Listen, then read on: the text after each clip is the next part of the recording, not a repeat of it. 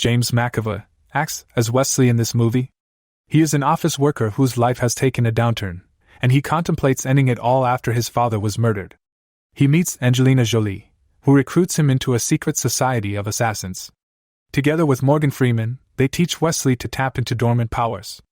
Although this was nice, there are many things sketchy and suspicious that he must now find out in this movie, Wanted. Watch till the end, and please like, share, and subscribe if you enjoy this.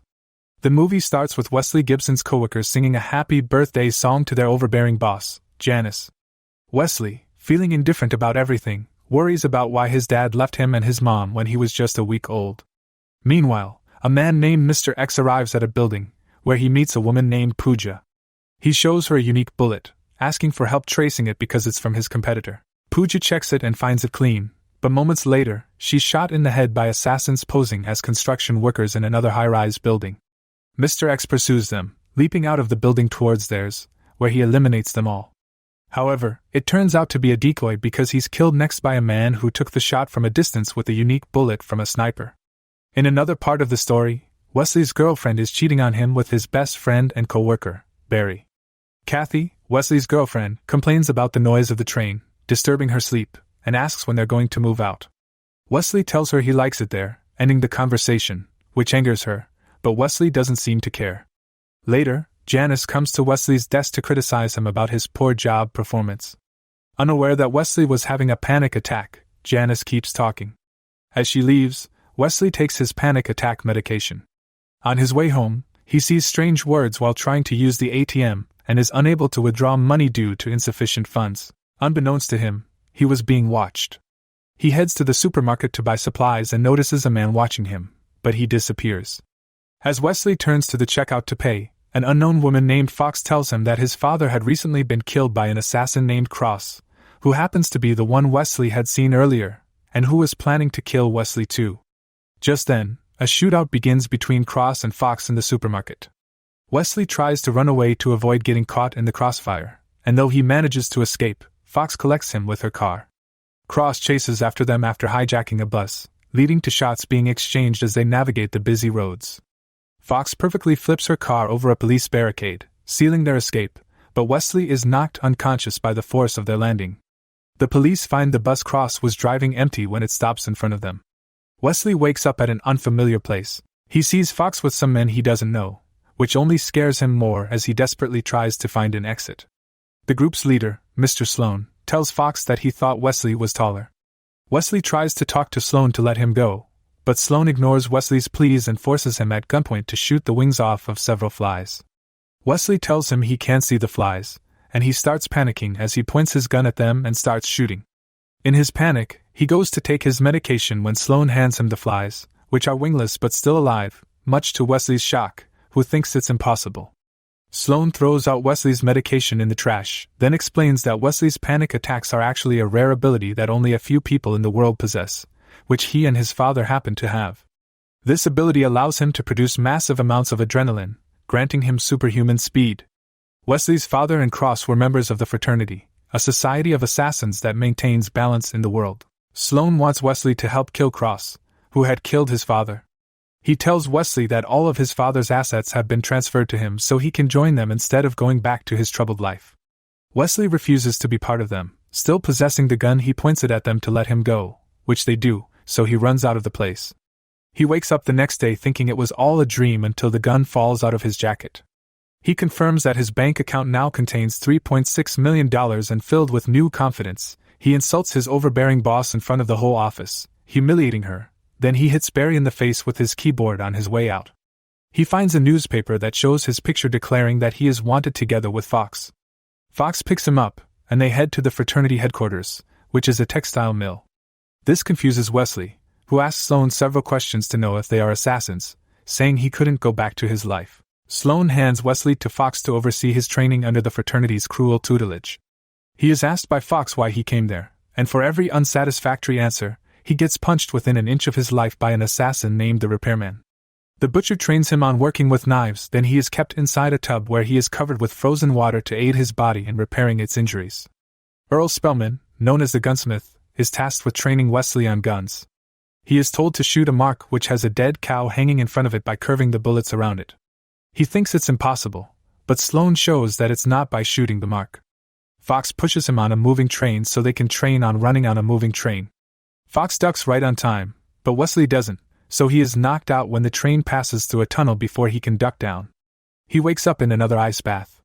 One of the fraternity's assassins was killed by Cross. Earl tells Sloan that Cross was taking them out one after the other, so Sloan tells him that the only person who can stop Cross is Wesley. Fox takes Wesley to the mill to train him on speed. She tasks him to remove a fast-moving shuttle as fast as possible. He tries it only to get wounded, which frustrates him, making him walk away from her and the session. He sees Sloan on his way out and tells him that he is ready now, but Sloan doesn't think he is until Fox says so. Wesley is having an ice bath when he is joined by the exterminator, who fixes a bomb on a rat, which explodes at the safe distance he had kept it. Wesley talks ill of the fraternity, not paying attention to the sign the exterminator was giving him until Fox comes out of a tub a few feet from Wesley. She tells him to go to the repairman for his training. When he gets there, Fox asks him again why he was there, but he gives flippant answers which get him punched multiple times until he tells her that he came because he doesn't know who he is, which seems to cease the beatings. Sloan takes him to his room where he tells him that his dad had previously occupied the room. He tells him of how Cross went rogue and killed his father, who was a more powerful assassin than him. Sloan tells him that everything in the room belonged to his father, so now they are all his. Over time, Wesley trains and perfects his training, then he is given all information about Cross to aid in killing him. He read that Cross never missed a kill, but Wesley was the only exception. He competes with Fox on a moving train, which he does well with. Wesley is yet to shoot the mark with the cow hanging in front, so Fox stands in front of the dead animal so he can make his mark, which he finds insane, but he takes the shot missing her and scoring the mark. Sloan is pleased with him, so he takes him to a room which he calls the Loom of Fate. He tells Wesley of how 1,000 years ago a group of weavers had discovered the code which when deciphered supplies coded names of targets through deliberate imperfections in the fabrics, which Sloan is now responsible for interpreting. He interprets a target's name which he gives to Wesley to assassinate. Fox accompanies Wesley to make the kill, but he is unable to explain to Fox that he doesn't know the reason why he was putting an end to the man's life. Fox tells him of how her judge father was burned alive in front of her by a demented assassin whose name had come up before he had killed her father, but he wasn't taken care of. Her words seem to ease him into trying the assassination again, thereby successfully killing his target. Sloan gives him another name, which he thinks is Cross, but he tells him that he won't be going after Cross yet. With Fox's help, Wesley kills his target by flipping over the target's limo and shooting him from the roof of the limo. Wesley, accompanied by Fox, goes to his apartment to get the gun Sloan had given him, which belonged to his father. The door is opened by Barry, who Wesley punches to the ground. Kathy asks him where he had been for weeks, but he ignores her, so she starts comparing him to Barry, which Fox, who is still outside, listens to. She kisses Wesley right in front of Kathy, effectively shutting her up, then they leave. Outside, Wesley sees Cross from across the street, so he goes after him, chasing him into an uncompleted building. Wesley mistakenly delivers a fatal shot on the exterminator, and he gets shot by Cross as well. He wakes up in the ice bathtub to see Fox and the repairman trying to resuscitate the exterminator, but he ends up dying. Wesley removes the bullet which Cross had shot him, which happens to have a trace. He shares this with Sloan and Fox, telling them that he needs to go find the person who made the bullet, who currently resides in the city where the fraternity first began. He insists on going alone, which Sloan allows, but as he leaves to get prepared, Sloan gives his name to Fox as a target too. On getting there, he finds the man Peckwerski, who on seeing Wesley runs away, and Wesley gives chase. Peckwerski points his gun at his head, asking him what he was doing there. Fox points her gun at Peckwerski's head, telling him to lower his gun, which he does. Wesley looks at her in disappointment for her appearance. Wesley shows him the bullet, asking for the whereabouts of Cross. Peckwerski agrees that he made it, but he isn't responsible for what anyone uses it for. His response doesn't sit well with Wesley, so he warns him to tell him where Cross is. Peckwerski proposes arranging a meet. He takes them to a train station where they hide inside a locker, and while waiting, Wesley asks Fox if she ever thought of having a normal life. She replies that she doesn't. They see Peckwerski running away, so they chase after him, and while running, Wesley feels an energy coming from a train, so he enters the train. Fox notices that Wesley wasn't behind her but was inside the already moving train, so she continues chasing Peckwerski, whom she loses, then she hijacks a car which she uses to follow the train. Wesley faces Cross alone on the train. They shoot at each other, but the bullets keep colliding together. Fox drives the car into the train, and when the emergency brake is applied, it causes the train to derail.